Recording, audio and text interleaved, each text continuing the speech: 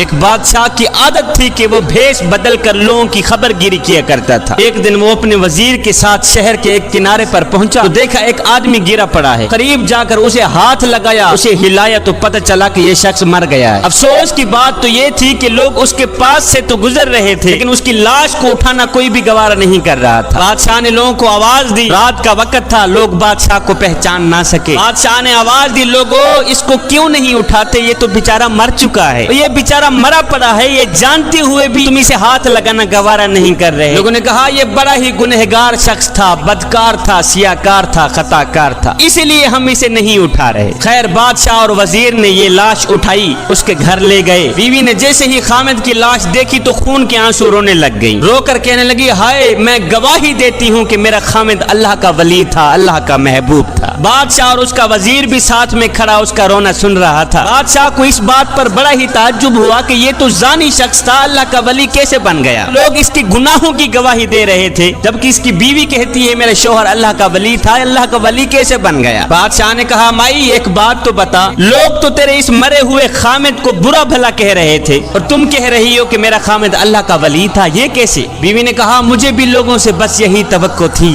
بھائیو، دراصل حقیقت یہ ہے کہ میرا خامد روز شراب خانے جا کر شراب خریدتا اور گھر لا کر گڑھے میں بہا دیتا اور ساتھ میں کہتا چلو کچھ تو گناہوں کا بوجھ مسلمانوں سے ہلکا ہوا۔ پیتا نہیں تھا، وہاں سے شراب لے کر گھر آ کر گڑھے میں بہا دیتا تھا، کہتا جو شراب میں نے خرید کر گڑھے میں ڈالی ہے اگر یہ شراب کوئی اور لے جاتا تو ساری رات گناہوں میں گزارتا۔ اسی طرح میرا شوہر رات کو ایک گندی عورت کے پاس جایا کرتا تھا، اسے ایک رات کی اجرت دے کر کہتا کہ تم اپنا دروازہ بند کر دو، آج کی رات کوئی بھی تیرے دروازے پر نہ آئے۔ صبح گھر آ کر کہتا شکر ہے میرے مالک، آج اس عورت کا اور نوجوان مسلمانوں کے گناہوں کا میں نے کچھ بوجھ تو ہلکا کر ہی دیا ہے۔ اب لوگ میرے شوہر کو ان جگہوں پر آتا جاتا دیکھتے اور برا بھلا کہتے، میں شوہر کو کہتی تو یہ نیکیاں تو کر رہا ہے لیکن جب تم مرے گا تو کوئی بھی تجھے غسل دینے کو آمادہ نہیں ہوگا۔ میرا شوہر مسکرا کے کہتا کہ تم گھبراؤ نہیں، تم اپنی آنکھوں سے دیکھو گی کہ میرا جنازہ وقت کے بادشاہ پڑھیں گے۔ یہ سن کر بادشاہ رو پڑا،